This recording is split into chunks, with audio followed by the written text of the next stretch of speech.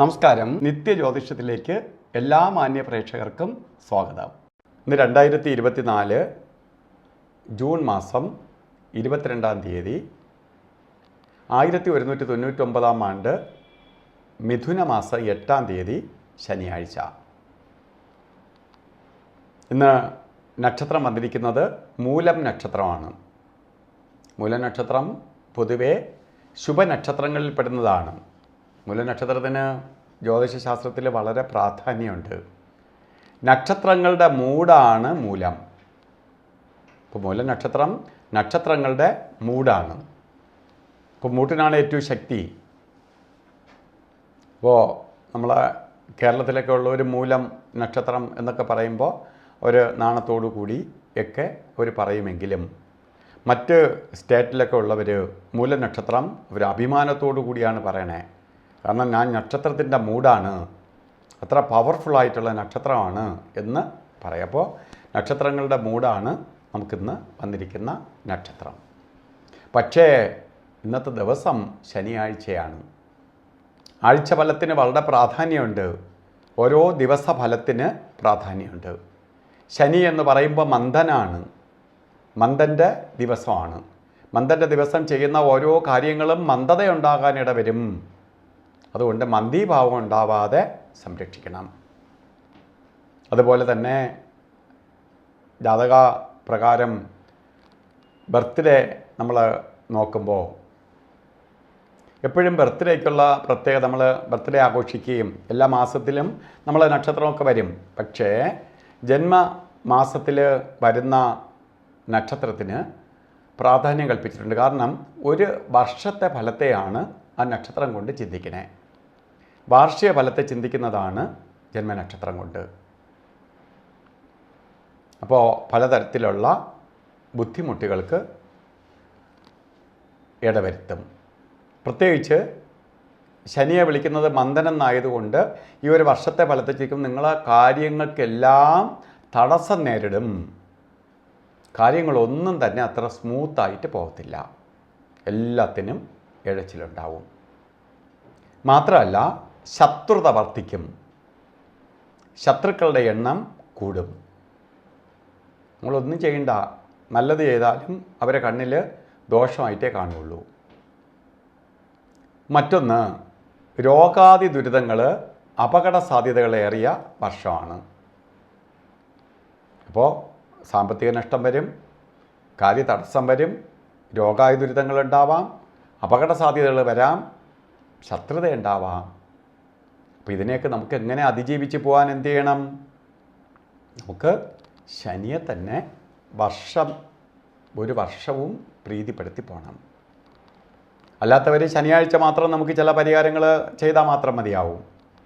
ഇതൊരു വാർഷിക ഫലത്തെ ചിന്തിക്കുമ്പോൾ ഒരു വർഷവും പരിഹാരം ചെയ്യേണ്ടതുണ്ട്. ശാസ്താവിൻ്റെ അമ്പലത്തിൽ നീരാഞ്ജനം കത്തിക്കണം, ശനിവ്രതം നോക്കണം, സൂര്യഭഗവാനെ തൊഴണം, ശനീശ്വര യന്ത്രം ദേഹരക്ഷയായി ധരിക്കണം. നമുക്ക് ശനി ധർമ്മശാസ്താവിൻ്റെ സപ്പോർട്ട്, ശാസ്താവിനെ നമ്മൾ കൂടെ കൊണ്ടു നടക്കുന്നിടത്തോളം കാലം ശനിയുടെ ഉപദ്രവത്തിൽ നിന്ന് അതിജീവിക്കാൻ സാധിക്കും.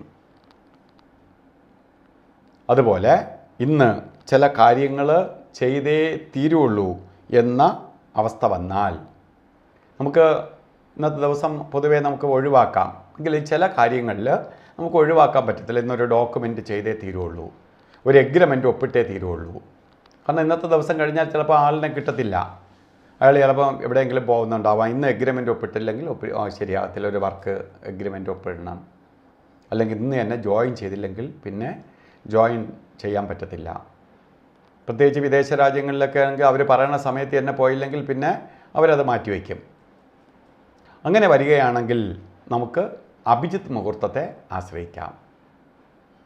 പ്രകൃതിയിൽ ഏറ്റവും പകൽ സമയത്ത് ഏറ്റവും പോസിറ്റീവായി നിൽക്കുന്ന സമയമാണ് 28ാമത്തെ നക്ഷത്രമായ അഭിജിത്തിൻ്റെ സമയം.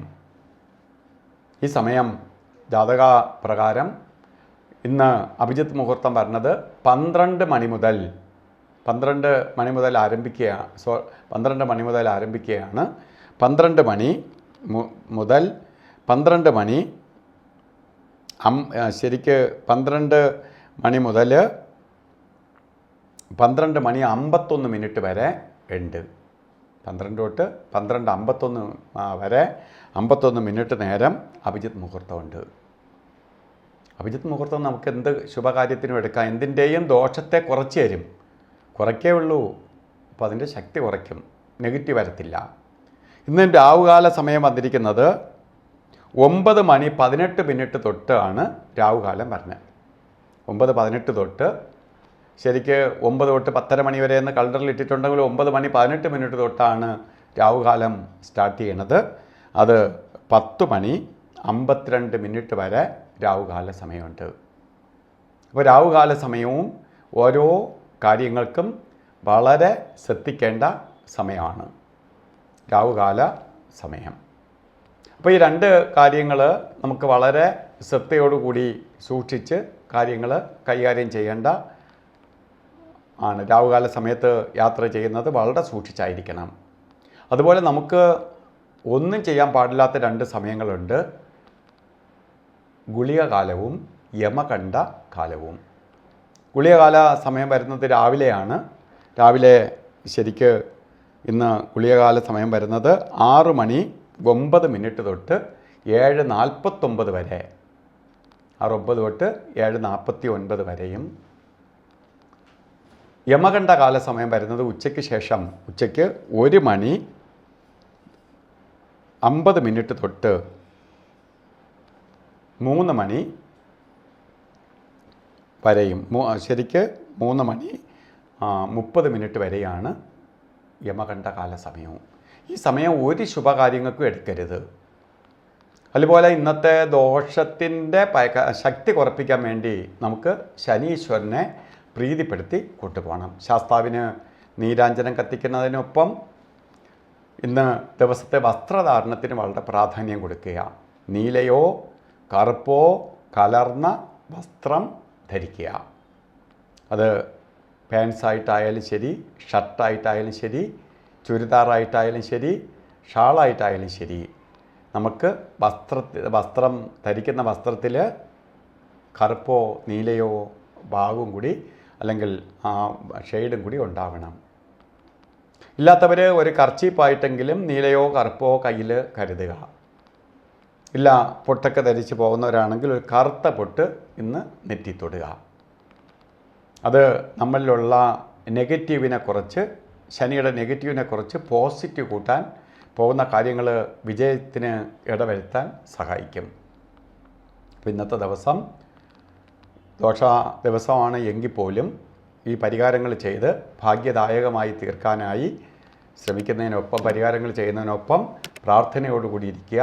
എല്ലാവർക്കും നല്ലത് വരട്ടെ എന്ന് പ്രാർത്ഥിച്ചുകൊണ്ട് നിർത്തുന്നു. നന്ദി, നമസ്കാരം.